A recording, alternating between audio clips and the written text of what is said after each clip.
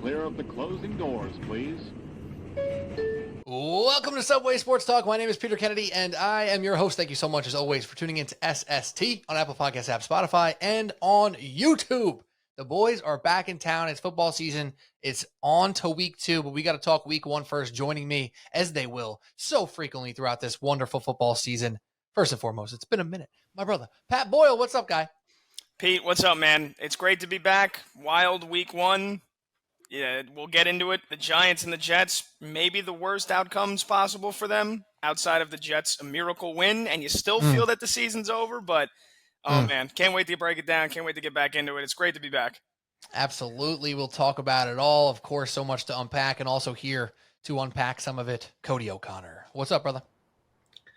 PD, Pat, can't wait to do it, boys. You know, it was nice to see that after the debacle of the Giants Sunday night that the Jets were nice enough to steal the headline, to take some of the attention, shift it onto them, and to somehow have had a worse night. 40-0, and I think the Jets are the headline. Those poor Jets. And I say that with empathy as a Mets fan with the game still on in the background. I don't know how you are watching a Mets game right now. It's impressive, Code. It's really great. I mean, it's loyalty. That's what it is. It's that you're a good guy. You're a stand-up guy. That you're watching the Mets right now. And it's a little bit of DraftKings. A little bit of both. I thought you were going to say a little bit of anytime Pete Alonso home run action or something like that. Yeah, he's in somewhere. Well, you see the bets. They're in the group. That's a good point. But we do have so much to unpack. Obviously, the Giants and Jets will be on the forefront. What we will also do on this episode is we're going to take a deep look inside of our own minds and hearts, and we're going to decide, after all the preseason takes that we've gotten off, Cody and O'Connor and I think we did 2 different NFL episodes leading up to this season. Pat has gotten takes off on multiple different airwaves, WFAN, CBS Sports Radio, as well. I don't even know the last time we were here, Pat, if we talked football or not, but nonetheless, we're going to look at those preseason takes and we're going to make decisions. We are either going to double down or we are going to back off and hedge out of these takes, because week 1 happens. We know every year there's overreactions. There's things that take place that you can't believe what you just saw. And then some of it is not true. And it really plays with your mind. But then sometimes some of those unique performances in week 1 do lead to things that you are going to be confident in throughout the rest of the season. That could mean a lot of things, but that's what we're going to get into. We're doubling down on preseason takes, or we are hedging and backing off. So that's what we're going to do in a moment, but we have to talk about the New York Giants and the New York Jets. For all intents and purpose, it's not good. It's bad. As Robert Saleh said, first line out of the gate in that post-game press conference, I'm going to talk about the quarterback, and he said it's not good. It wasn't good. Aaron Rodgers torn Achilles. We'll get to the Giants, so we'll start with the Jets. It is first and foremost a travesty any single time a living legend misses out on a chance to continue the legacy, right? I liken it to the LeBron Jameses, the Kevin Durants of the world, where if they're missing a full season at this point of their career, you really feel it. When Kevin Durant went down with his Achilles, same injury, you really felt it. Like it was one of those chances he had to win a championship, to carry a team. This was a chance for Aaron Rodgers to make one of his last, if not last, push for a Super Bowl. And it was ripped away from all of us, as well as him and the New York Jets, in 4 snaps. So it's absolutely brutal. And Pat, I mean, we've talked about it a lot. A lot of people have talked about it to this point, but the reaction for you, could you believe what you saw and what was going through your head?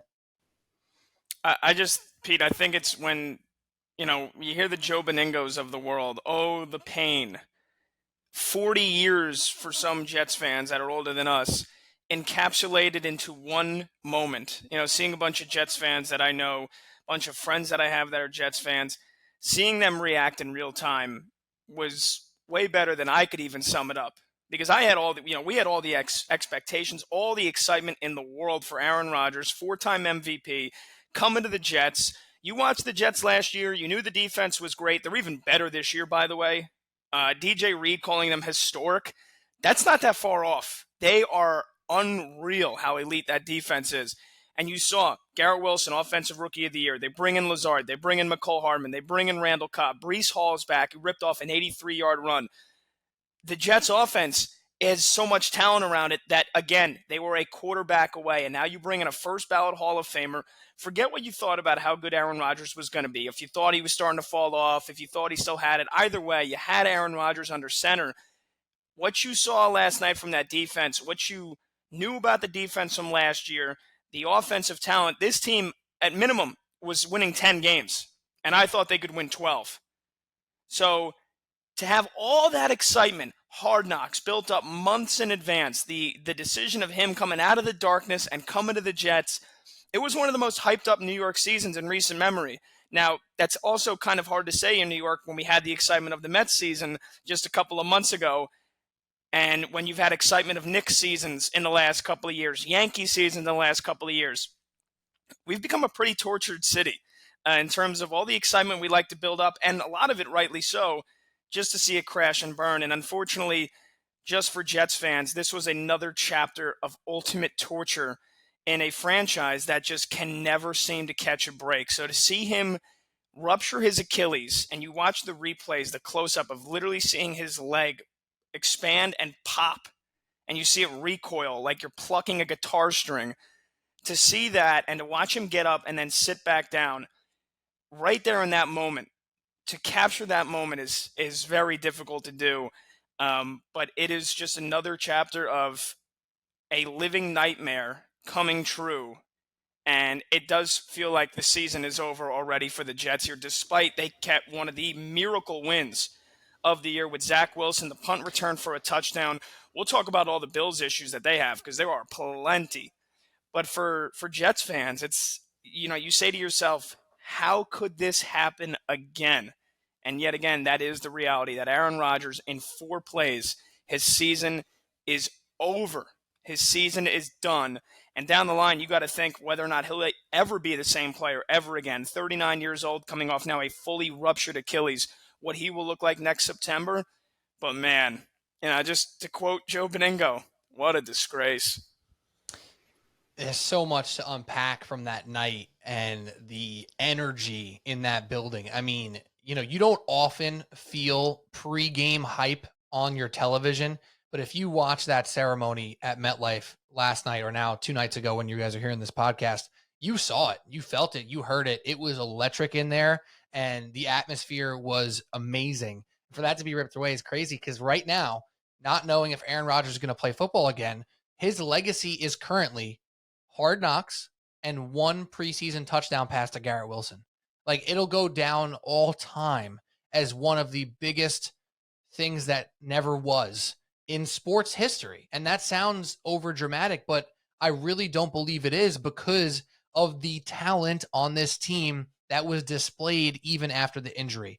The defense is off the freaking charts. It's nuts how fast they are, how strong they are, how good they are in coverage. The talent on offense is obvious, outside of the offensive line at least. And it's truly a shame. And Cody, I don't want to belabor the Aaron Rodgers stuff too much, because again, by Wednesday when this is coming out, people probably don't even want to hear about it. It's hard for us to even talk about. But is there anything that you want to say about A-Rod or about that situation on Monday night?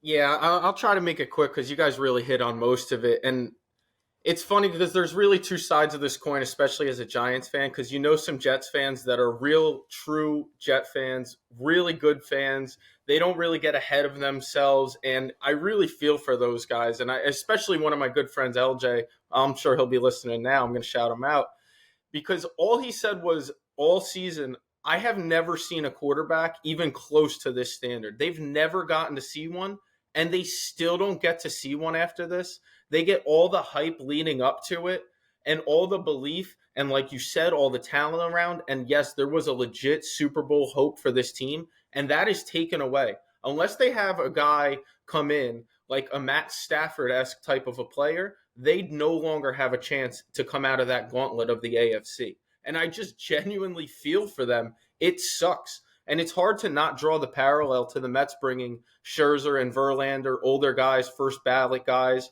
and it doesn't work out for different reasons. And you just are like, what else can go wrong? And I texted them before, and I said, as bad as you think it could go as a Giants fan, it can always be worse. And I never expected 4 plays in for the season to just turn on its head the way it did. I just feel for them, man. It sucks. And if you knew me going in, I've always been a huge Rodgers fan. I always have been a guy who said he's thrown the prettiest ball I've ever seen, best thrower of the football, in my opinion, of all time. Not the best quarterback, but up there with them. And they had that guy to bring the professionalism, to bring it all together, and it got taken from them in an instant. And they salvage a little bit of it with a win, but you win the battle, you lost the war last night. That's just tough. Yeah, and just really quickly, Pete and Cody, to piggyback off that, you drew the parallel to the Mets. You got to see that experiment crash and burn and fail. Scherzer was terrible in the big games. Verlander was not as good as you thought he was going to be. And just think about all the times in years past we got excited for Yankee seasons just to see injury in the middle of the season combined with, a playoff fail yet again, losing to the Astros. You didn't even get to see that. You didn't even get to see the opening act. You got 4 plays. You got to see Rodgers throw 1 ball before it was ripped away from you. It's not like he played 6 games, was kind of mediocre, then got hurt. And it's maybe the only other worst case scenario was if the Jets are like 7-3 through 10 games and he's having a borderline MVP season, and then he gets hurt. But you didn't even get to dream that far in advance. It got taken away from you before maybe 50% of Jets fans even settled in to watch the game. If you were 5 minutes late, you missed it. And now it's over. You hate to see it. I was talking to a coworker about that exact thing, Pat. Like, what's worse? Is it better to get the Band-Aid ripped off in week 1, or is it worse to get to week 14, be in the playoff hunt, and then this happens? Like, you could argue they both suck equally and they're both terrible. But like now is where the Jets have some serious things to figure out about themselves and about this organization, because the NFL is not a tanking league, right? And the Jets are too good to tank. They're way too good. Their defense is elite. It might be top 5, top 3 in the NFL. So it happened. You can't even argue about, is it better to happen in week 14 or week 1? It doesn't really matter. It is interesting to think about, I guess. However, now it's time for the Jets to figure out what they're going to do for the next 17 weeks. And that's what we're going to talk about real quick before we move to the Giants. It's both sides of the ball. It's offense and defense. Because I got to be honest, I think that defense was so good that they actually can compete in this AFC. I really believe that they're not out of it for a playoff spot yet. I know the season's over by most people's accords, and they're screwed with Zach Wilson, or if they go for another quarterback, we'll talk about that in a minute. This team's got to still think to themselves that they can win a lot of games in this league, no? That's personally what I'm thinking of after watching that run game, watching that defense. There has to be a belief and there has to be some fortitude in that locker room saying, I know we just lost our guy. I know we thought he was here to save us, but we might just have to save ourselves. I still think they can get to like 8-9 wins and be relatively in this race. Is that crazy to think? No, I think they can get to that level, but again, the whole shift of what you thought going into the season is now different. You're now fighting for a playoff spot where before you thought we have a chance to make a legit playoff run. And that's the difference. But what you said before, would it be better now or in week 14 for this to happen? It sucks both ways, but you'd much rather have it now because at least you have time to make some type of a trade or an adjustment. Maybe you're going to see what you have in Zach Wilson, or maybe him scrambling behind the line of scrimmage 30 yards last night was all you needed to know to say, we need somebody else if we want any chance to win 10 games and make the playoffs and maybe win a game or 2 in that playoffs. Matt Ryan's a name I know got thrown around.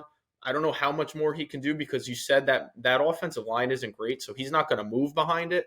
But at least you have a little bit of time to try something, knowing the roster looks the way it is around it. You at least can try. I think that there is the best and most realistic option, and I tweeted this at PatBoyle44 if you'd like to check it out. Colt McCoy. He's the best and most realistic option. You go through the names: Carson Wentz, maybe trade for Jameis Winston, maybe trade for Jacoby Brissett, luring Tom Brady out of retirement. Look, 2 days after he got his number retired at halftime at Foxborough at Gillette Stadium for the Patriots, Brady's not coming out of retirement. As much as you want to dream about it, I think 90% of Jets fans would say it's not happening. It's not going to happen anyway. Like, they haven't even given it a second thought. I don't think going with Zach Wilson is a good option. I don't think there's anything you saw from last year, and I sure as hell don't think there's anything you saw. Granted, he was thrust into a tough spot first quarter right away. I loved all the memes I saw. The Drewski meme where all of a sudden it's, they tell Zach Wilson, put your helmet on, and he goes, me? Already? So there's nothing, but either way, there's nothing you saw Monday night. It's the same Zach Wilson. It's the same guy that can't go through his progressions without panicking, evacuating the pocket, scrambling for his life, and then either chucking something up for grabs or running, and you fear of him getting hurt and turning the football over. He doesn't know how to manage a game. His passing is erratic. I mean, that interception he threw to Matt Milano, threw it right at him. Told you everything you need to know. Zach is not a guy where, I don't care if he had a full season of just sitting and watching and learning under Aaron Rodgers, he's never going to be a good NFL quarterback. There's nothing that I've seen in his career that would tell me otherwise.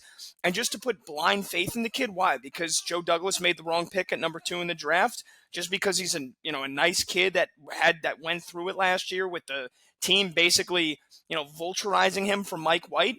He's not a good quarterback, and he never will be. I would like to see the kid do well, but it's not going to happen. So you need to make a move. You need to sign a veteran quarterback. If you want to trade for Jameis Winston, you want to trade for Jacoby Brissett, you're giving up assets. You're not giving up a ton, but I just don't think those guys are even a better option. Colt McCoy is a guy that is a safe option, and that is what you need for the Jets quarterback. He completed literally just under 70% of his passes last year in the 3 games he played, and they were all against good defenses. Against the 49ers, best defense in the NFL, against the Patriots, and I think at the Denver Broncos was the other game. So, And in those 3 games, he completed right around 70% of his passes. He threw the ball 35, 40 times, and he managed the game. He threw 3 interceptions in those 3 games, or 2 interceptions in those 3 games, but even at 37 years old, he is a guy that can read an offense, knows what play to make, knows where to deliver the football. He's not going to, game break a lot of plays for you. Doesn't have a cannon for an arm, but he is the exact type of quarterback that this offense needs. A safe option, whereas with Jameis, you're worrying about, maybe you get a game with 350 yards and 3 touchdowns. You're also going to get a game with 4 interceptions. Carson Wentz, same thing. I worry about him getting strip sacked at least once every game, plus making a terrible throw. You've seen it in the last couple of years. Colt McCoy has been on mediocre teams and has been a safe option for them, whether it's the backup, whether it was his time in Washington, whether it was his time in Arizona. That's the best option for the Jets, and it's one that's not going to cost you a whole lot at all. I know it's not a sexy option. It's not the Tom Brady. It's not the Matthew Stafford, which you're not trading for his contract anyway. You're not trading for Kirk Cousins. Get real. Colt McCoy is the best option you have, and if you want to have a chance to make the playoffs, he gives you the best chance. My whole thing with the Jets quarterback moving forward is I think they have to pick a side, Pat. So I'm going to kind of agree with you here. You have to either go full-fledged Jameis Winston or full-fledged Colt McCoy. When you're stuck in the middle is where they're going to be in trouble, right? If you're going to go for Carson Wentz and try to make him the Indianapolis Colts conservative Carson Wentz, where his touchdown to interception was actually really good 2 years ago, but he wasn't making big plays and he wasn't doing much for the offense, that's not worth it. You might as well have Colt McCoy. But if you go get the Jameis Winston side of things, you might get those boom bust. And with that defense, it might be a risk worth taking, right? But here's the other side of it. If you go for the Jameis Winston, the Matt Ryan, the Carson Wentz, etc., you probably feel like you got to play those guys.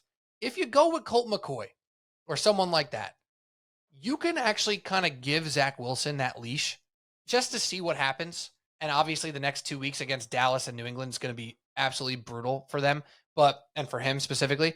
But you can give him that leash, and then when he fails, you insert Colt McCoy. If you pull in Matt Ryan off CBS's broadcast booth or whatever, or Jameis Winston, it's going to be really hard not to start those guys. Another name we didn't say is Gardner Minshew. Didn't get the job in Indianapolis. Maybe he's a Colt McCoy adjacent with a little bit more juice. I don't know.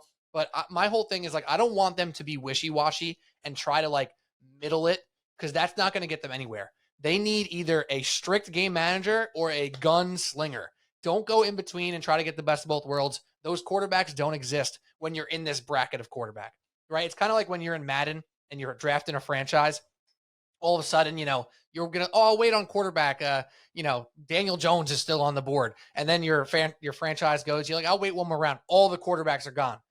At that point, you got to decide, am I going to go with Hendon Hooker as my quarterback so I can run 90 read options every single game? Or am I going to have a quarterback who sucks at passing? Like, you have to kind of make a decision at that point. I think the Jets are there now. They have to decide, are they going game manager, simple, run the ball offense? Or are they going to unleash some of these weapons they got with a Jameis Winston? I don't think that's a bad idea. But like you said, Pat, giving up those picks or whatever capital you have to makes it a little bit more difficult for it to work out. But on to this defense super, super quick. So we get to the Giants. They were elite. I mean, from the DBs to the D-line to Quincy Williams at linebacker. I think you might have mentioned him by name before too, Pat. He was all over the place. They were absolutely insane. What's the new expectation here? Is it a playoff hope, or is that out of the question for you, Pat? I think the schedule's tough. And for me, it really does depend on the quarterback. If it's Zach Wilson, I think this team wins maybe 6 games. You know, they've got a tough schedule. The defense, it would basically be, you go back to last year, right, where they were a quarterback away, where you had a mixture of Zach Wilson, Mike White, and Joe Flacco, and they were 7-4 and lost the last 6 games of the year. I think it's, that team, basically rewrapped into 2023. And like I said, I think the defense is better than last year slightly. I mean, they were elite defense last year. They've brought back most of their guys. But, again, for me, it's the schedule. You mentioned at Dallas, home against the Patriots, home against the Chiefs, at the Broncos, which at this point seems like a toss-up game. I don't even know if they'll be favored in that game. Eagles, at the Giants, Chargers, at the Bills, Dolphins, at the Dolphins again, obviously, all those teams twice in the division. Like, there's not a lot of winnable games on this schedule if the quarterback's not Aaron Rodgers. And if it's Zach Wilson, which I think is the least of, any realistic option they could bring in, there's only so much this defense can do, just like last year. I don't see them having a chance to make the playoffs if Zach Wilson's the quarterback the rest of the year. Cody? Yeah, and I think it does have to be the game manager for them to have a chance, because that's them playing to their strengths, right? And one of them is not their offensive line. So Zach Wilson, who likes to step back and then he can't evade the pressure and then he's scrambling like we saw, I don't think that's it. But a guy who's willing to take the underneath throws, to do the dink and dunk, to get you into good field position, because some games are just going to be field position battles, and let the defense hum on the other side. Breece Hall looked unbelievable last night coming off an ACL. I don't know who would have expected that. It was not me, not game one. I thought it would take him 4, 5, even 6 weeks to ease himself in to look like that guy again. He looked very electric. Obviously, Dalvin Cook's still there. I think he's still going to be very good.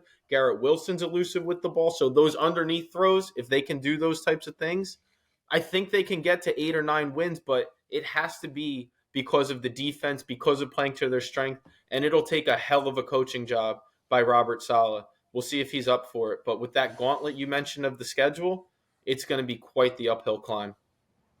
Yeah, they're at the point for me where if they're going to be a playoff team, they're going to have some other teams fall apart, right? That's kind of what it comes down to. I had them slotted in as my 3rd wild card in the AFC with Aaron Rodgers in the preseason.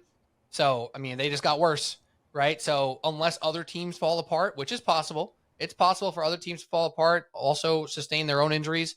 Without that, I don't think they're in. I'm going to take the Jets out of the playoffs at this point in time. But Pat, it makes me think of all those times and all those hours we spent at the Fan over the winter, over the summer, talking about if the Jets should get Aaron Rodgers, and old-timey New York fans saying, "Oh, he can't handle the New York media."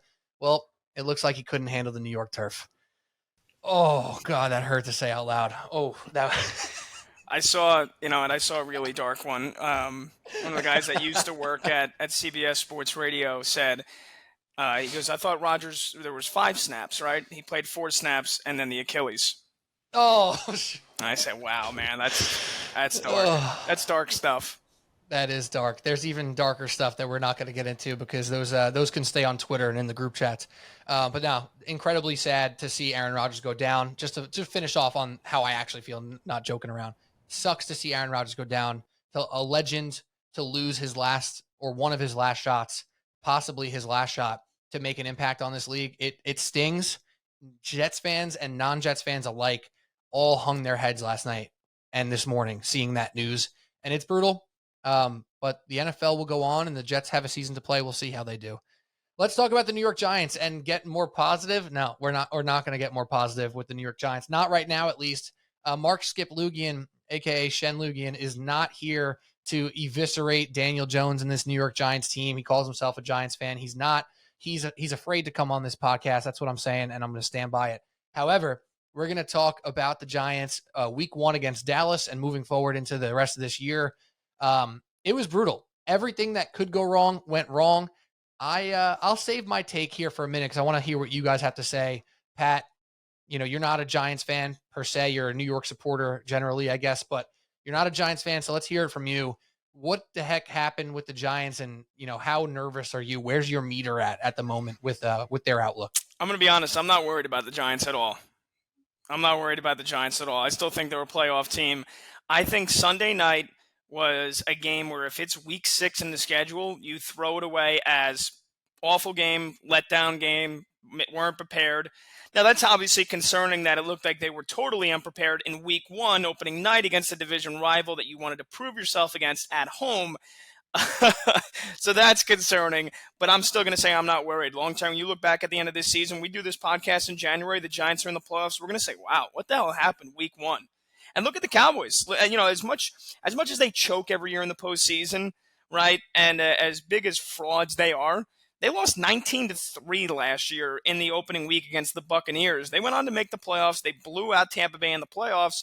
And then, again, they choked against San Francisco in the postseason, but for a lot of Cowboys fans last year, they were in the exact same position that the Giants were. You're going up against a team that was a playoff team from a year ago. You got your ass kicked.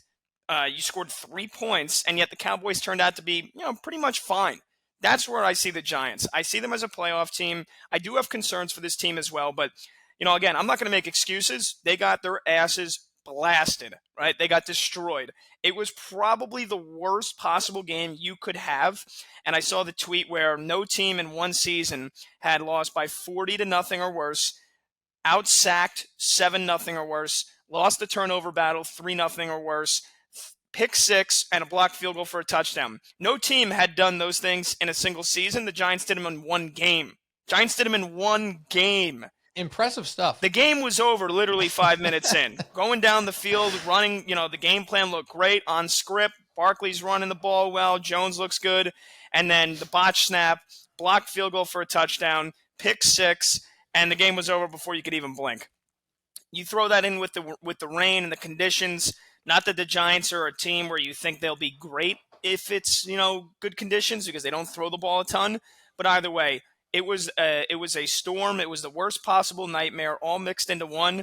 I'm throwing the game away. I think Daniel Jones is fine. I think he's a great quarterback. I still think he's going to take the big step forward. I know Skip Lugian, our buddy Shen, likes to think otherwise. But, again, he had to eat shit for 19 weeks straight last year, basically, while the Giants surprised everybody. So we can let him have 1 week of allowing to dominate the group chat. But Jones is great. Saquon, again, if he stays healthy, we know how incredible he is as a running back, how dynamic, how elusive. They've added Darren Waller. Again, a lot of ifs with this team's health. Another guy that's been plagued by injuries in the past, but Darren Waller is a huge threat for this Giants offense. And the defense, look, can they stop the run this year? They couldn't do it last year. The secondary held up and protected a team that really couldn't stop my dead grandma from running through the middle of the hole. That's my favorite quote. You guys know that. But, the one legit concern I have with this team is yet again the offensive line, especially with Evan Neal, how atrocious he looked on Sunday night. And again, he needs to get better and need to improve, but that Cowboys pass rush is unreal. And it's not that the Giants are terrible and it was like the Cowboys are running through the little sisters of the blind. They've got an elite pass rush. Ogie Odighizuwa, Dorrance Armstrong, Micah Parsons, they're going to lead the NFL in sacks this year. But Evan Neal looked horrible either way. And after a bad rookie season, you were expecting him to make a big jump in year 2. He looked bad. Mark Lewinsky, the right guard, my God, horrendous. And now Andrew Thomas apparently is dealing with a sore hamstring, might not even play Sunday in Arizona. That's a cause for concern. All things considered, you take a 40-0 beatdown, and for the most part, here's what I'm doing. I'm crumpling it up, and I'm throwing it in the trash. Giants are going to be fine.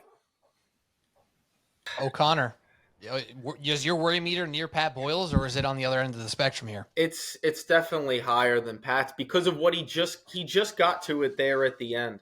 That's the major concern. Like, Daniel Jones had a really bad game. I'm not going to come out here and make an excuse for him. That was probably the worst I've seen him look since Dayball took over in over a year. He looked like the happy feet scared Daniel Jones in the backfield.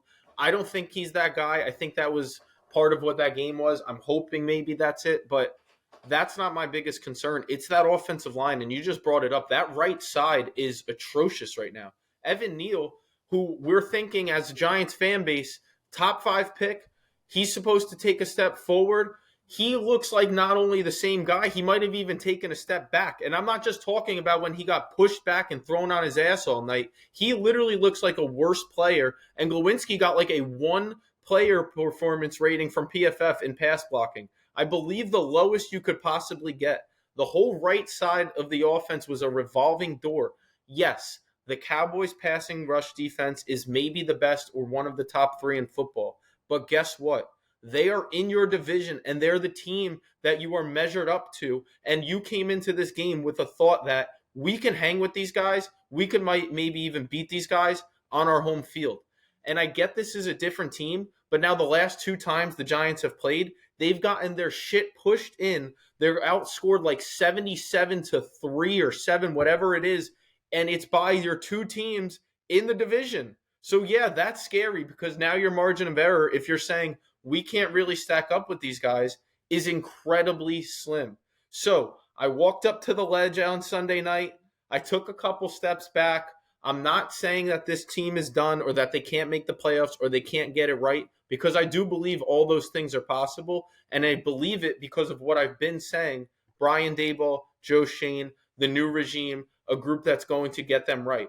But add an Andrew Thomas injury, and whatever this is, if it's 1 week, maybe you can still skate past Arizona. If this is something that lingers, I don't think there's a more important player on the Giants than Andrew Thomas. I don't think there is one player I could point to that's more important to their success than him.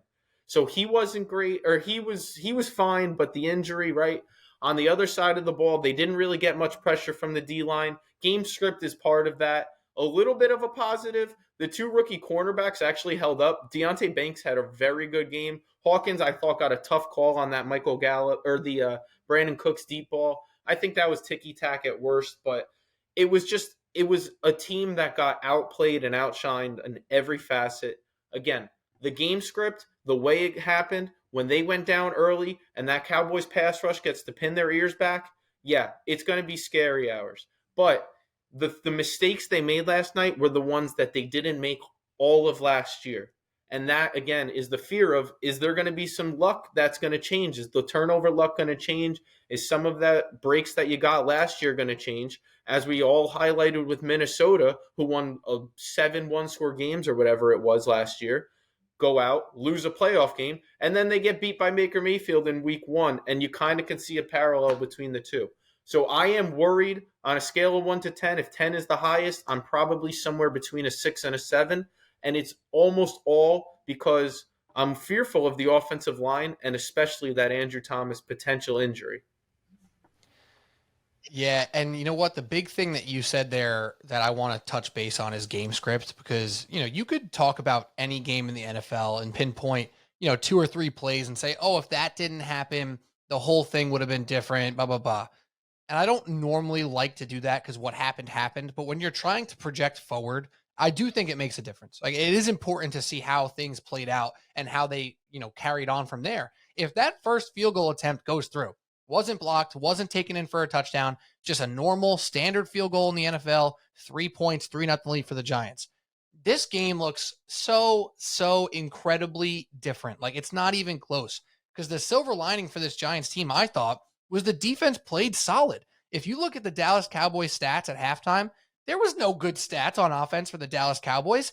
They had 2 defensive/special team touchdowns and a field goal. Like, what are we so impressed by from the Cowboys side of things on first half in the offense? I thought the Giants defense held up, but with the game script, with them being down and giving the best pass rush in the NFL just a chance to pin their ear back and go, it makes it incredibly hard on a already weak offensive unit or offensive line unit to stop the pass rush. It's not a situation that's good for them, right? So with that being said, they fell apart in the second half. There was a little bit of nerves about them not exactly, continuing to give max effort in the second half and really be engaged in that game. It happens. It's week 1. Like Pat said, you can throw that one out. A loss is a loss. It doesn't count as 3. So that's the positive. That's the silver lining. I thought the defense looked fine. And like you said, Pat, there wasn't a lot of pressure on the quarterback. Back to game script.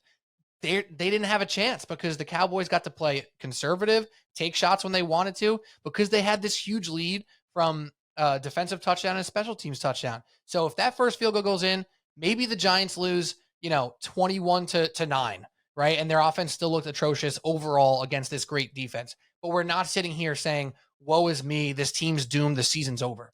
That's not realistic to me. So I'm closer to Pat on the worry front. I think my worries are the same as they were before week 1. I didn't have them picked as a playoff team this year. I had my 3 wildcard teams as the Eagles, Lions, and Seahawks, because I had the Cowboys winning the division. So for me, Cowboys are a way better team than the Giants. They got outshined, and they also got game script to death with some lucky plays on special teams. Maybe not call it luck because they made the plays happen. However, they don't happen every single game, right? So I am just as worried as I was before, but my worry meter did not go from a 3 to a 9 after Sunday night. It went from a 4 to a 4.5 because I was already kind of worried, and now I'm still kind of worried about this team. I think they can compete. I think they have a chance. Got to see more out of the passing game, but that one was just not in the cards for the Giants against the Cowboys. I will say this, Pete. The one thing that I was disgusted by was the reigning NFL Coach of the Year, Brian Daboll, leaving Daniel Jones in that game until the final 3 minutes to get his ass kicked, to get sacked 3 times on the penultimate drive of the game while you're down 40 to fucking nothing. And it's torrential downpour still, and you've got your quarterback, the guy you just paid $40 million a year to, in the game. And Saquon's not in the game. Gary Brightwell is running the football. I mean, you're throwing the football to Lawrence Cager. You've got most of your other starters out of the game. What the hell was Brian Daboll thinking? And then his answer, we wanted him to kind of go through it, see if we can get some momentum. There was no momentum to to be found in that game at that point. It was over. And then, apparently he had a big party for his kid or whatever on Saturday afternoon that the radio station whose ass we've been kicking at WFAN initially said he had a huge party on Saturday night. Then, apparently it was his kid's party. Either way, I don't know what the hell was going through Brian Daboll's mind. I was disgusted by that decision to see Daniel Jones potentially getting risked an injury to the last guy you can afford an injury to, playing in that game down 40-0.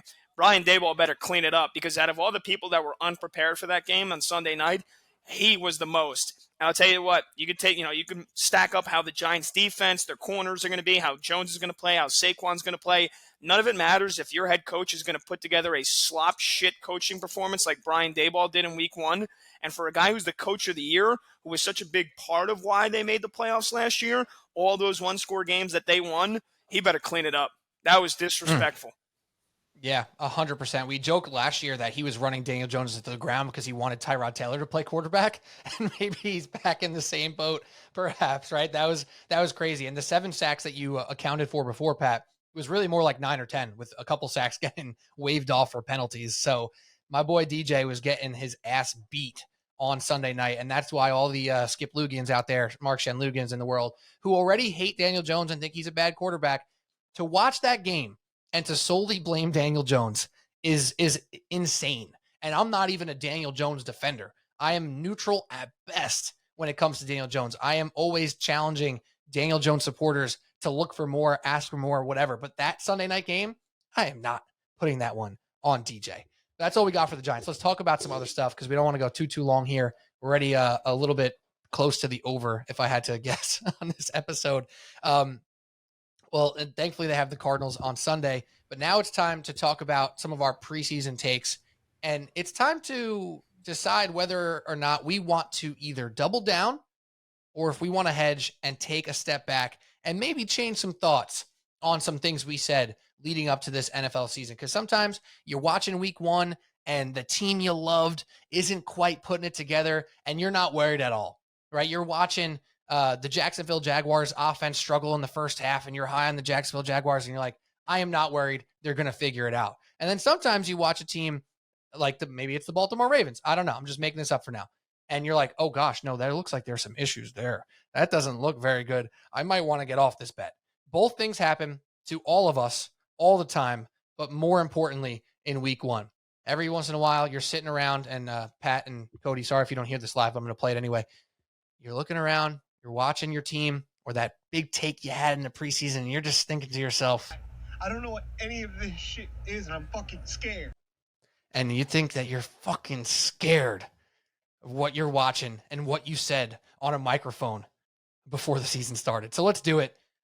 Anyone want to volunteer to go first here for a double down or a hedge on a take from preseason? Because if not, I can send it. Cody, hand up in the air. Cody O'Connor, what do we got? We got a double down or we got a take back? Let's double down. Let's go. And I'm looking at my list. You guys saw I placed roughly 20 futures this year, so there's a lot to take back and or double down on. But let's go with the biggest one. All right, let's go with the biggest one. It's a team who put out a clunker in week one, and I've got them going all the way to the top. And I even said it on the podcast months ago. It's the Cincinnati Bengals, who notoriously seem to start a little bit slow. And Patty, I don't think they're your brownies anymore, correct? But they also have his number. He's now 1-5 against the Browns. Yes, they looked awful. That was another game that had really bad weather. This is the first game for Joe Burrow. He had the calf injury that shortened his time in the preseason. He did not play any preseason snaps.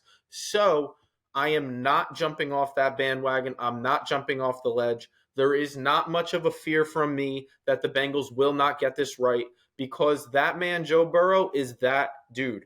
And the team that they have to go against, Kansas City, as much as I love the Chiefs and I've got my Chiefs stuff, they looked a little bit lost without Travis Kelce. And to be that reliant upon one guy who's in his age 34 season at a position that you take a lot of hits at, it's a little bit much to rely on. So I'm not jumping off.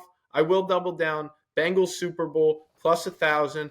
Keep it, lock it. They're getting the 10 wins. I'm getting all of my money back on that FanDuel promo. Bengals. Are they winning the division, Cody? I actually do not have them to win the division, believe it or not. All right. Now, it's in a bit of a crazier play. An 8-leg division winners parlay is the only one I touched that division in, because I don't feel great about any of the teams. I do have the Ravens to come out of that division, because kind of when you're looking at a division winners parlay, you just can't take the number one team in all 8. So sometimes you got to go to the second or third option. And I went with the Ravens, and I still feel okay about that. I think the Bengals win 10 or 11 games, and I think they get hot at the right time, and I think it goes all the way this year. It's not going to be a frequent occurrence that T. Higgins is catchless and Jamar Chase has less than 50 yards and Joe Burrow puts up 3 points. Like, if you're worried about the Bengals offense, maybe you'll be worried they're not a top 5 unit, but they're still going to be a top 10 unit, you have to imagine. So, Cody, I think that's perfectly fair. Patty, are you ready for a double down or a take back? Yeah, I'm going to double down on another team that had a clunker and a team that I think goes to the Super Bowl this year. It's not the Cincinnati Bengals. It's the Buffalo Bills. Ooh. And you see an embarrassing, pathetic loss on Monday night at the Jets, where Zach Wilson played 99% of that game. The Bills led 13-3, and you say, how the hell did you lose that game to the New York Jets? Well, maybe it was some 9/11 magic. Either way, maybe it was Josh Allen turning the ball over 4 times. That played a large part in it. I'm honestly glad this happened week 1 to Josh Allen, because I thought going into this season, he's going to clean up these turnovers, right? He's going to stop playing like a dumbass. He didn't do that on Monday night. He played like a dumbass, throwing the ball downfield into double coverage, taking his eye off that football, fumbling that snap, giving the Jets prime position to take the lead with that field goal late in the game. That was yet again another horrible Josh Allen performance, and those are no longer outliers. Right? Those weren't outliers towards the end of last year. That was like, hey, Josh Allen was a red zone turnover machine, and he continued that. But I'm glad it happened week 1. I'm glad it happened the first game of the season, because I think he does clean up those mistakes. And I would have loved to have been right and see him clean them up on Monday night and win a game that all you had to do was manage to the end, and he didn't. I think that's rock bottom for Josh Allen this year. And you could see him kind of defeated in that post game, saying, It was shit, same day, different, same shit, different day, rinse and repeat. And it's like, whoa, that's a guy who's ready to take accountability. Ken Dorsey, the offensive coordinator, they've got to work things out. They've got to figure out that offense. And I think the way that this offense is going to look the rest of this year, I think it's going to be a lot of 12 personnel, where it's the 2 tight ends. I think them drafting Dalton Kincaid, who had a nice debut game, 3 catches, I think, for 26 yards. Him and Dawson Knox being able to go 2 tight ends. You have Diggs and Davis on the outside, and running the football, getting a balanced offense is the key to the Bills this year. Not spreading everybody out and let Josh Allen do gunslinger shit, because you've seen how it turns out. You've seen the worst of it, and it's happening way more than what this Bills offense can look like, which I think is going to be a top 5 offense in the NFL, maybe even top 3. They've got a solid defense. You've got a solid offensive line. You've got a tremendous wide receiver 1. You've got 2 good tight ends. You've got a quarterback that can use his legs. Use a balanced offense, because when you spread everybody out and everybody knows what to expect from Josh Allen, all right, he's going to run at the first sign of trouble. No, if you can you can kind of lull teams to sleep with a balanced attack, run the football, use your tight ends, dink and doink, nickel and dime down the field. That's this best option for the offense. And then when Josh Allen needs to put the cape on, he can, but you don't want to have to, force him to do it all the time, because you see those bad decisions that he's prone to making. I believe Josh Allen cleans them up. I think this Buffalo Bills team gets rolling. They've got a bit of a weak schedule coming up to do that. I think they roll against the Raiders. I think they roll against the Commanders. I think they win that game against the Dolphins a couple of weeks from now. He's the best quarterback in that division. The Bills are the best team in that division. Forget about Tua. Forget about the Dolphins. They've got a solid offense, but the Bills are a better football team. They're going to show it throughout the rest of this year. So I'm doubling down. Bills win the AFC East. Bills go to the Super Bowl. Now, Pat, you may or may not have a history with Tua. May or may not. Who's to say? Did that Dolphins performance scare you at all? Did that make you nervous about this Bills take, that the Dolphins might be neck and neck? I know you just said that it doesn't, but I want you to be specific with this Dolphin situation. Does that make you nervous at all? The Dolphins have a tremendous offense, right? I mean, Tua has found a way to really get the most. Mike McDaniel's found a way to get the most out of Tua, to let him just, sling the ball, put the ball in good spots for Tyreek Hill and Jalen Waddle. I mean, Tyreek Hill, absolute monster, 11 for 215 and 2 touchdowns. He said it. He goes, I'm unguardable. He is unguardable. Cheetah's still unguardable. So teams will try to take him away, and when you do that, I do think you will see the Tua mistakes. Look, I had to eat some crow last year in the beginning of the year. Tua was having a great season. Unfortunately, he got hurt, right? And one of the scariest moments in football, that was maybe only topped by DeMar Hamlin's scary injury. So the Dolphins, you would think the defense is better this year with Vic Fangio. Chargers still put up 34. I'm going to say, though, that game was still a game the Chargers should have won, and it's yet again another indictment on Brandon Staley's resume and under his belt that they didn't win that game. Dolphins are going to be good. They were a good team. They were a good team last year. They're not going to be better than the Bills. So I'm not running from my past Tua takes, despite the 466 yards he put up. That's very fair, because you could still be having the Dolphins in the playoffs, but you just think the Bills are the best team in the AFC East. Completely fair. I did actually like that they were dumping off a little bit more to James Cook, because one thing that never happened in Josh Allen's career to this point is utilizing running backs well in the passing game. You saw spurts of Singletary and Zach Moss looking pretty good there, but Cook is just one notch better than them, and that might be huge for them to add that balance attack that you were talking about. All right, let me move to my double down. Since we're doing double downs, I'll stick in the same rhythm here. I'm going to do a 2-for-1. 2-for-1 double down here, AFC South edition. In my over-under podcast that I did a few weeks back, I not only took the under on the Tennessee Titans, I not only took the over on the Jacksonville Jaguars, I took the alternate over on the Jacksonville Jaguars at 11.5 at plus 220. And yeah, they didn't look great in that game against the Colts. I think the Colts shocked some people with how solid they looked and how consistent they kind of played throughout that game. The defense looked very strong for the Colts. That was all surprising. No one cared about the Colts this year. They got no chance. Rookie quarterback, write them off, whatever. Colts looked pretty solid, I thought. But I'm doubling down on the Jacksonville Jaguars. I think they scratched the tip of the iceberg there from their offense perspective. Calvin Ridley looked like that dude who we all fell in love with in Alabama in an Atlanta Falcons uniform. And after the 2-year hiatus, He did not miss a beat. Calvin Ridley was a dog on Sunday.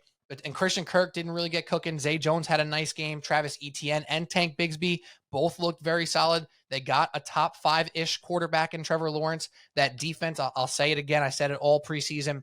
Last year, they were top 3 in the league in pressure rate and not even close to top 3 in the league in sacks. That's the type of thing that can regress year over year. We just saw it with the Jets in week 1. They were not turning the ball over a lot last year. Week 1, what did they do over and over again? Turn the ball over, right? Those are the types of things that if your process is strong, they're going to regress to the mean in a positive fashion if you were down the year before. So I am all in on the Jaguars still. I did not get nervous about their offense kind of sputtering at points in that game. That's a week 1 thing. That's going to get fixed. Their weapons are too good. Their quarterback's too good. I still trust Dougie P. But this is a 2-for-1 here. I am doubling down on the Titans under 7.5 as well. It was a pick that, if you asked me before week 1, I was about to take it back already. I was getting nervous. I was listening to analysts and reading articles and podcasts, and people are like, you can't count out the Titans and Mike Vrabel. And if Tannehill's starting, they were 8-3 last year before he went down, and da-da-da. I'm just not impressed. I wasn't impressed with them last year when they were 8-3, and I'm not impressed with them now. And after week 1, I'm ready to double down on under 7.5. Derrick Henry has lost a step. We've been talking about it for years, that when's it going to fall off? When's he not going to be the guy in fantasy? When's he not going to do this? He's been on a slight downhill for me for the past 2 seasons. I've talked about it on this podcast a ton. He's still getting the volume stats. He might still have 1,300 yards and lead the league in touches. That's all fine and dandy, but his burst is not quite the same. His consistency is not quite as good as it was in the past. And yes, he's going to have moments. He's going to truck people. He's going to break out for big runs occasionally. But that Titans offense cannot be carried by Derrick Henry any longer, especially when there's not a young DeAndre Hopkins, for example, but A.J. Brown, who's carrying the pass game, right? Can D-Hop do it by himself? And Treylon Burks, can he step up? I'm not trusting it. Tannehill didn't look good. You can say it's rust for him as well. Vrabel will definitely get this team to a place of competing week in, week out. But when I start looking at their schedule and who they're playing, they don't have an insanely hard schedule, but I don't feel good about them beating most teams either. I think that they're even with a lot of the teams. They're in the middle of the pack, and I think they're going to fall short. The Titans are a darling of football fans all over the place because of Vrabel, because of the toughness. I love Jeffrey Simmons on the D-line. He's an absolute dog, but I don't think the Titans have it this year. The Jaguars will officially crown themselves king of the AFC South and not look back. Big time swing game on Sunday. Chargers, Titans, both 0-1 in Nashville. I'll tell you right now, Pete, I'm going to be going against you. I think I'm taking Tennessee +3. And wait, hold on. I'm out on the Titans. I bet the Titans in week 1 for a hit. And that's the thing here, right? Like I'm not even saying that the Titans suck. I'm not saying they're going to win 4 games or 3 games and fall apart. I thought that was a possible. Yeah, I think they're literally going to win 7. Like, I think they're going to go under. They're going to win 7, and I'm willing to double down on it. But even when I made the pick, I mentioned the fact that if things go wrong, if Tannehill gets hurt, this is a tank team where, they should trade D-Hop, they should get off of it, and they should try to get Caleb Williams, right? That's if things go terribly wrong. I don't think things are going to go terribly wrong, but I am just doubling down that they are not the prime team in the AFC South anymore. I just don't see it. And again, last year when they were 8-3 and people still like to hype them up, Vrabel's like Tomlin. He might be. This team's not good enough, in my opinion, to actually do what it takes to win 8, 9, 10 games this year. But I might bet them a bunch. They're going to stay in games. I might bet them too with you, Pat. All right. Might have to take them this week because I got a pool where I have to make 9 picks, and it's tough against the spread. And one of them, the Chargers to ever cover a spread, you just feel a little bit better being on the other side. Well, I'm worried mostly just this Sunday about Austin Eckler's ankle. Yeah, he should be out. Yeah, right. I don't know if he's going to play. I got Joshua Kelly on the waiver. Yep. Bro, you literally just there we go. Just said the exact same thing as me. And Kelly looks fine. He looks bro. Good, he had 15 carries for 70 yards almost. 70-something yards. Yeah, but I'm still, and Josh Kelly's a nice player. He's not Austin Eckler, so I think you take that element out of that offense. I think the Chargers' offensive line is going to have a big problem with that Titans pass rush, and just again playing on the road. Both teams obviously 0-1, big time swing game.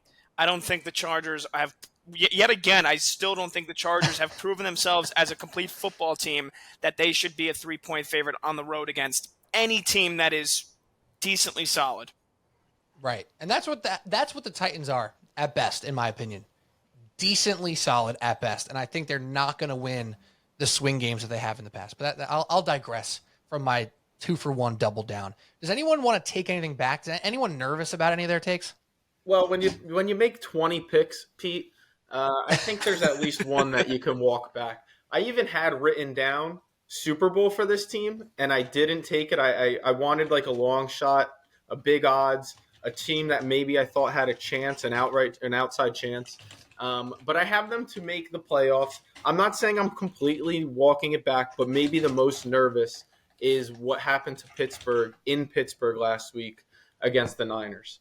Niners are obviously a fantastic team, but Pittsburgh to make the playoffs and the way that Kenny Pickett looked in that game definitely made me nervous. The most nervous of any of the picks I had. I'm with you on the Jags. I got them with the Chiefs to win the division. That's one of my bigger plays. I'm all in on the Jags. I love what they did.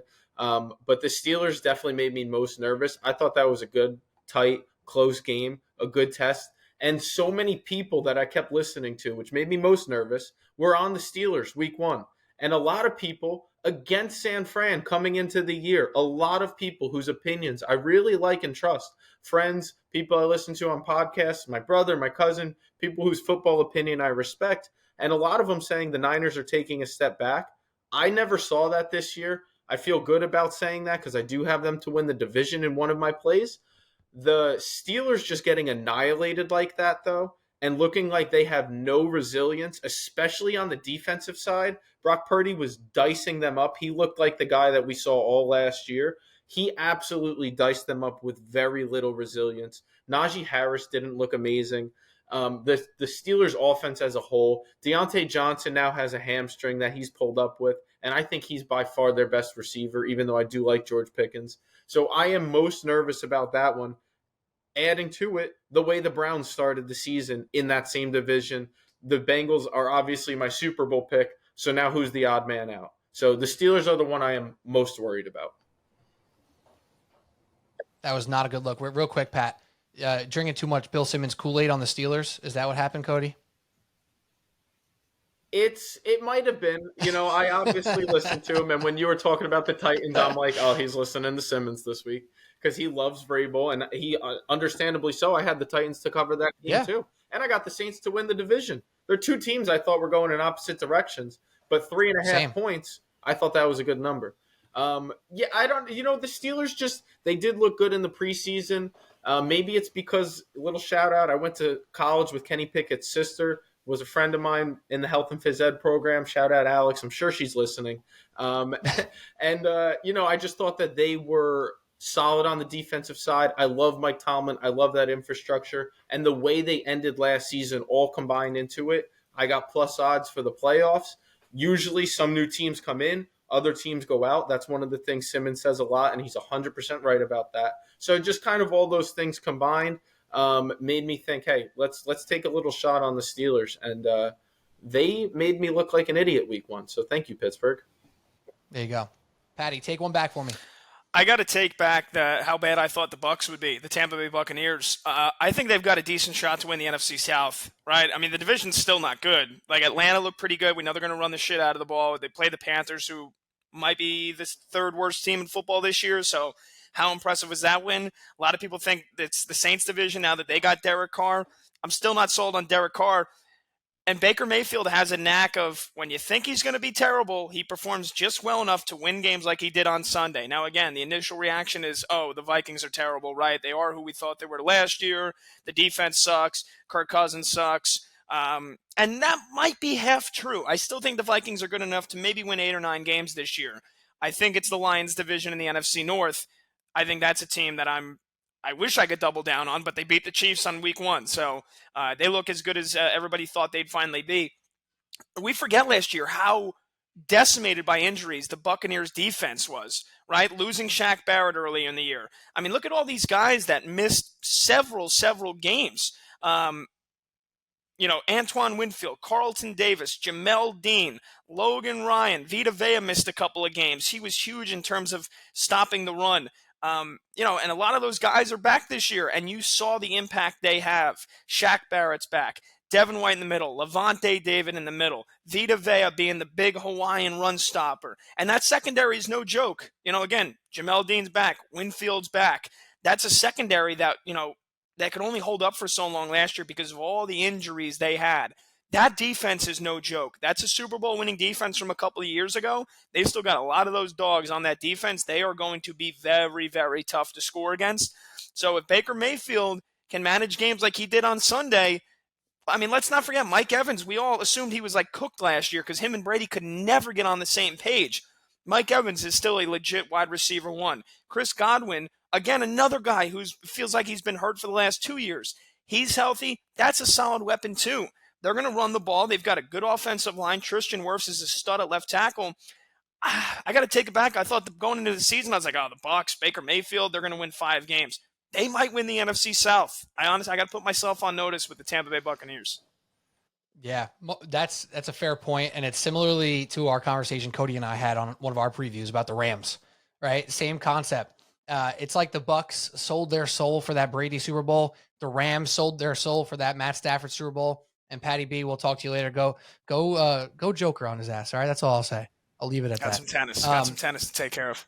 Cover the backhand. I only have a forehand, so that's all. I have to cover that pretty bad. But Patty, thank you. We'll talk to you in a little bit. Cody, remember we talked about the Rams, and we were like, one of the storyline.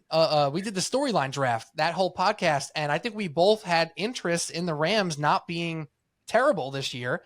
And look what happens. They're healthy. Matt Stafford looks like he's in Detroit again. He was moving quick. He was getting rid of the ball even quicker. His arm looked as good as ever. The receivers, Puka Nacua, guy looked like a stud. Cooper Kupp comes back in 3-4 weeks. Why are the Rams going to suck? We talked about this 5 weeks ago, Cody, and it's exactly about the same thing with the Buccaneers. These teams who basically sold their soul for Super Bowl championships, they fell apart. They put everything they freaking had into winning those rings, and that's why it's so difficult to repeat in the NFL. That's why it's so impressive that Pat Mahomes has been in 5 straight AFC championship games. And you can't take lightly that there's still dudes on these teams. The Buccaneers for one, the Rams for another. I think now all of a sudden we're going to look at the Rams every week and say, yep, they can play with that team. Yep, they have a chance to win that game. And then God forbid Cooper Kupp comes back and all this talk about, Stafford's going to get shut down. The Rams are going to tank and get Caleb Williams. That's gone, bro. That's so gone, and it's gone for the Tampa Bay Buccaneers as well, for better or worse. I'm not sure if that's the right organizational move for these teams, but like we said before, there's no tanking in the NFL until week 14 or something like that, for the most part, at least. There's always outliers. But let me hit you with my take back here, and this one kind of stings because, again, in my over-under podcast, there were 2 teams that I didn't just take their over-under. I took their alt over or alt under. And I took the Green Bay Packers under and alt under under at 7.5, alt at 6.5. And then I even sprinkled a tiny, tiny piece on under 5.5, Cody. And it was betting on the fact that Jordan Love wasn't very good, that we're expecting a first-time starting quarterback to excel with 2 receivers who combined for 80 catches last year, who didn't do enough with Aaron Rodgers playing quarterback. Their defense was giving it up left and right on the ground last year. Their special teams has been terrible for multiple years. But I just didn't trust this Packers infrastructure. People were hyping them up. Oh, they're going to be better than the Lions. They're better than the Vikings. They have a chance to win the North.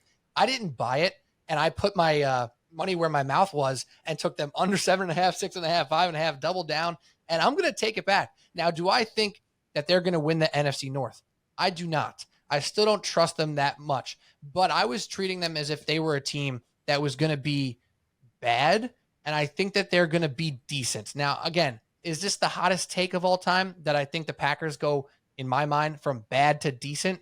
It's not, but it's one that I think that I probably got wrong, and it was partially because I had an affinity to the Vikings and Lions and pulling for them to get on top of the North this year. and I had an affinity for Aaron Rodgers, and everyone blaming him for what happened in Green Bay, I didn't buy it. And I took all those things, mixed them up together, and basically said, well, now the Packers can't be good because I don't agree with anything that people are saying about this team and organization and division. I think I might be wrong on that. I think they're going to be very competitive this year. I don't think they're going to win the North, but I think week in, week out, we're going to see the Packers with a chance to win against some of the better teams in this league.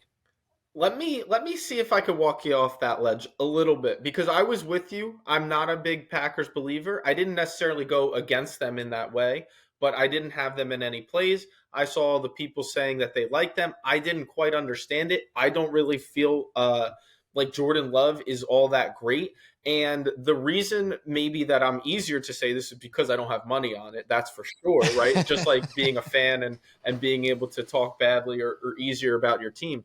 But the thing is, the Bears stink on defense, which is crazy Terrible. to say that the Bears are so bad defensively, but they are actually one of the worst defensive units in football.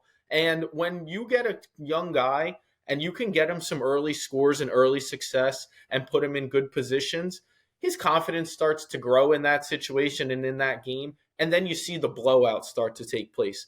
Not to mention, they absolutely own the Bears. And I guess that's one thing that hasn't changed. The one note for the Packers, though, is maybe Matt LaFleur is actually a really good head coach. And you saw all the things about how Aaron Rodgers didn't necessarily want to play fully to his system, which is completely understandable because they were winning 12, 13 games every year anyway, right? But maybe LaFleur is able to draw those up. But I'm going to wait to see what they look like when adversity hits. What do they look like when they don't get rolling? What do they look like? What does Jordan Love specifically look like when the game script isn't fully on his side? So I'm going to try to walk you off that ledge with that part, because as convincingly as they won that game, I don't think they are that good. I don't think they're that level. Yeah. And that game made them look like, hey, we've got a chance to win the North. And I'm pretty glad I stayed away from that division for the most part. Yeah, I feel that. And I guess, you know what? I do appreciate you walking me off the ledge a little bit, because in reality, my main point of picking them as my take back is that I feel bad about the alt unders. I feel bad about the 5.5 and the 6.5. I still feel okay about the 7.5, right? Like that's in play. And you know, those are like my actual plays. Right. The main lines, the alt lines are to get juice and to make the profit, right? So if I lose those, I put less on them anyway, because I did all 7.5, 6.5, 5.5. But nonetheless, I do agree. I think it's important to remember week one is sometimes a liar or an outlier for that matter. We talked about it with the Giants, possibly an outlier game, outlier loss by the Cowboys or to the Cowboys. That could be the same thing for the Bears, and a team that's basically never had a good offense and only good defenses this year in their history. They have a horrible defense. You are 100% right. So let's see what the Packers do when they go up against a real defense in this league. I still don't love Jordan Love. I'm not there yet. It's going to take me, 6 to 10 weeks of consistent play from Jordan Love for me to start saying he has what it takes to be a franchise guy. Yeah, he did some good things, but he also missed some throws, and it got covered up by the fact that they just rolled. The other one I had here, Cody, just before we say goodbye, I had the Raiders under 6.5, and I spoke to a Raiders fan. Okay, so take this with a grain of salt, but I saw him at a party, said, yo, Joey, Raiders, bro, how you feeling? Expecting him to be like, terrible. Yeah. This sucks. I hate my life. I hate where we are. And that's exactly what I expected. I almost said it with a smirk on my face, like, what's up, man? How you feeling about them Raiders? This is before Sunday? This is a week before Sunday. And he very calmly goes, pretty good, actually. And I was like, what? Like, what do you mean pretty good? Their over-unders at 6.5. What do you feel good about? Right? He's like, yeah, in the AFC West, nonetheless. And he goes, well, we have a good young core of defensive backs. We have a great pass rusher. We have good weapons on offense that I'm fine with right now. We still have Devontae Adams, and Jimmy G's a good quarterback. And I go, that's interesting. Jimmy G is a good quarterback. Half my bet was predicated on the fact that he was only going to play half the games. So maybe I have to recalculate the Raiders a little bit. And then they play the Broncos, so we'll take that for what it's worth of their defense holding them down for the most part. But their defense looked okay. Their weapons look good. Josh Jacobs is very good. They have Devontae Adams on their team. Jimmy G is a good quarterback. I'm like, oh my God, I took the Raiders under 6.5. Was that stupid? I expect them to be one of the worst teams in the league. Is that stupid? And I watched week 1, and I don't know. So I'm not doubling down. I'm not taking back, but I just want to ask you, do the Raiders suck, or are they like okay? I think they're gonna. I think Jimmy G will keep you in games. Like, I think, it's ironic with all the talk we had earlier. Jimmy G is exactly who the New York Jets need right now. He would be. Yeah, because the Jets are the Niners. Right. Well, yeah. Well, you know what I meant. He would be from pieces perspective. Exactly. No, it's exactly right now. And I think he'll keep them in games. And here's where my takeaway is. I'm going to double, triple, quadruple down on saying for the past 2.5 years that Russell Wilson stinks. He's cooked. He's not running out of the pocket. He's not the same guy. I don't think he has the locker room at all. And I would not be shocked, maybe this is a hotter take, if Sean Payton yanks him before the end of the year, because he just doesn't have it. Whatever it is, if it's the locker room, if it's the same ability, he just doesn't have it anymore. So maybe, again, that's a little bit of a fluky game 1 for the Raiders. My buddy wanted to take the Broncos, and so we did in our pool. We put him as our lowest point because I'm like, if we're taking Denver and I have to back Russell Wilson to cover a spread, we're doing it for a very minimal value because I hate that guy and I've been saying it for years because I just don't think he has it. And the impressive thing was that's a good Denver Broncos team, and it wasn't like it was just Devontae Adams. It was Jacoby Myers, correct? Who looked great. Number 16, as I've got Devontae Adams in fantasy, and number 16 with dreads is just catching the ball in the end zone all over the place. And I'm like, the guy who's never scored touchdowns ever for New England, like had the longest streak ever without scoring a touchdown, goes to Las Vegas, and scores 2 in his first game. Yeah, and my buddy who I'm talking about is a Pats fan. So there's that. Wow. Pain. And the Broncos defense is very good too. So, you can't really hate on Jimmy G getting his boys cooking a little bit over there for Vegas. But yeah, what, you got anything else for us, Cody? I have to walk one back, and I literally mean I have to walk it back because it's already dead. I went long shot here. I'm a fan of the New York Giants. Plus 6,000 to throw a passing touchdown in every single game this year. And it's over. It is dead after week 1. No way. That's hysterical. A tough look for me. I also have Daniel Jones over 17.5 touchdown passes, and I'm not panicking on that one either. I'm not. I'm still okay with it. So, but I absolutely have to walk that one back. I don't have a choice. It's dead.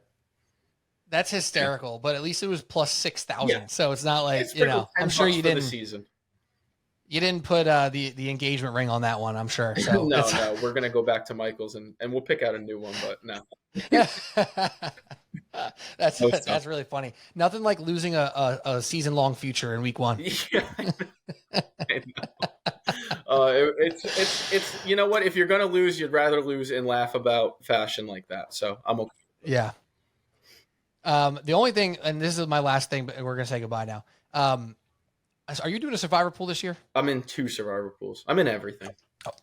Yeah, I figured as much. It was more of a rhetorical question, but week 2, why is it looking so tough for the survivor pools already? So it's tough.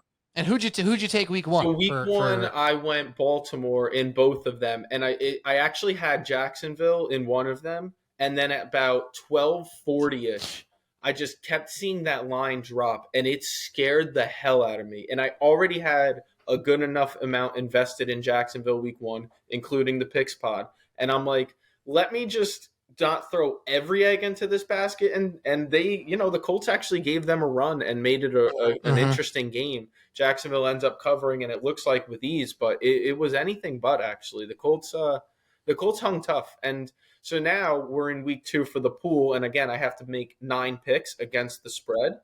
And I'm looking at it, and I picked maybe 3 games to start. And I am just like, I don't know where else these picks are going to come from. It's a tough week too. It really is. So I did like the classic. Well, I don't know if it's classic or not. Maybe it's still a little zaggy, if you will. But I did the whole all right, there's X amount of people in this pool. probably 40% of them are going to take the Ravens, right? So I'm like, I'm not taking the Ravens, even though I love them and they're going to win. And then I looked at the rest of it. I'm like, everyone else is probably going to go with the Commanders because they think the Cardinals stink. I'm not going to take the Commanders. And the Cardinals gave our Commanders a run for the money as well. I went with the Falcons, and I felt pretty good about it. And the first half was a little bit sketchy. You know, there was a tie game, I think, close to halftime. The Falcons ran away, and I was like, thank God. Good pick, Peter. Good job. Good job. But now I'm looking at this right now, and it's tough, bro. I mean, I think the easiest one, like if you're going to look at which team is going to get picked the most in week 2, it's probably going to be the Cowboys over the Jets. Yep. But that just like every year when you do survivor pools and you talk to people who do survivor pools, it's always that one team that knocks out half the league. And it's like, oh, how the hell did the Cowboys lose to Zach Wilson? Right. So I almost get more nervous taking the largest spread on the board because that's really like the rule of thumb, right? Look at the games with the largest spread, take those favorites. That's how you can do well in survivor pool, give yourself the best chances to win. I personally get like super nervous about that. Like I get more nervous taking the Cowboys against Zach Wilson than like the Giants against the Cardinals. Like I'm considering the Giants against the Cardinals this week, and the Giants were horrible in week 1, right? So like I don't know, man. It's a tough slate this week already, and that's partially because week 1, like we said before, could be a liar. And you know, you look at a team like the Seahawks and say, oh, they look terrible. Detroit's 6-point favorite. Their offense wasn't doing it in week 1. And then all of a sudden, Geno Smith throws 4 touchdowns, right? So like that's NFL week 1, week 2, week 3 happens all the time. So I'm a little bit nervous right now. I am currently leaning to take the Giants over the Cardinals in Arizona, which feels insane, but I think that's where I'm leaning. I'm not sure yet. It's tough. There's two sides, right? Where it's like, I want to try and get a team out of the way, but I can't get too cute either, right? So like I'm looking at the spreads right now, and Buffalo, even though we just kind of talked up Vegas a little bit, Buffalo at home against Vegas is probably after a loss, one of the safer picks coming off a loss. Philly is probably going to be a popular pick. They're also at home against Minnesota, who couldn't catch me taking that one. Well, it's also wait. Betting a Thursday night game in a survivor pool is psycho. It's crazy. I'll say that. But man, doesn't it feel good to get it out of the way? If you could, like I have, you know, when you have like Monday night, like as I'm sitting waiting on the picks pod and you're tagging me and you're like, hey, it's up to you now, Cody. And I'm like, oh, it's just me out here. I got nothing else, right? It's a little nerve wracking. Damn it, Alvarez walked. I got him in a play. Mauricio hit a home run before. Yeah, that was nice. I missed the bill. You could probably time my reaction to that one. I probably made a face that makes no sense to context of what someone was saying, but Mauricio hit an upper decker, and I'm like, but yeah, it's going to be a tough week 2, man. It's going to be interesting to make all these picks, survivors, fantasy lineups, waiver wire week 1. But I'm so glad we're fully in it. As much as it was tough, slow start to the 1 o'clock slates, I love football. We're so back. I just love football. We are so back, Cody. We are so back. But that's it. We're back again on Friday morning with picks. So if you missed us on week 1, I probably should have done this in the beginning of the podcast. Bad hosting job by me.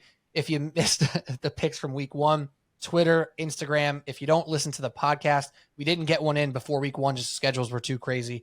But we will be doing picks podcast basically every single Friday about the upcoming games. If you missed the podcast, social media, at Subway Sports Talk on Instagram, at Subway Sports Talk TLK on Twitter. The picks will be up there no matter what, Saturday, Sunday, etc. Good start for the boys. 2-1 for me, 2-1 for Cody, 2-1 for Mark Shanlugan, 1-2 for Pat Boyle. But that's 7-5 for the good guys to start off in a weird week 1. But that's all we got for today. We'll be back with the picks later in the week, and every single week in the NFL season, we'll be doing probably 2 podcasts every single week, most likely Wednesday, Friday, just because recording Monday nights a little bit more difficult. Watching the Monday night game, recording, not always easy. So we usually record Tuesday nights, release Wednesday, and then record picks Thursday nights, release Friday. So that's what you can expect generally for this NFL season. But for that, I say goodbye. Thanks for listening. Subway Sports Talk. Don't forget to subscribe, rate, review on your podcast app. Hit the notification bell and comment on the YouTube, which is also called Subway Sports Talk. But for Pat Boyle, for Cody O'Connor, I'm Pete Kennedy. This has been Subway Sports Talk. Cheers.